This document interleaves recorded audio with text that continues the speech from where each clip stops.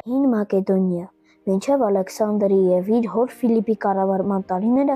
Մակեդոնիան մի փոքր երկիր էր, որում կար առևտրային կարևորագույն ճանապարհներ։ Երբ Ֆիլիպ II դարձավ թագավոր, նա միացրեց բոլոր հունական քաղաքները և պլանավորում էր գրավել Պարթևստանը, բայց չի ասում, որովհետև նրան սպանում են։ Ալեքսանդրը, որ թագադրվեց թագավոր, նա պլանավորում էր գրավել Պարթևստանը, նա հզորացրեց բանակը, և նրանք անցան Դարդանեղի նեղուցը, հասան դեպի Գրանիկոս գետը։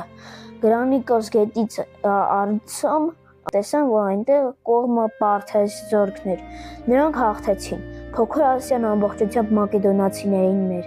Նրանք պլանավորում էին գրավել Պոնտոսը։ Պարսից շահը իմանալով դա,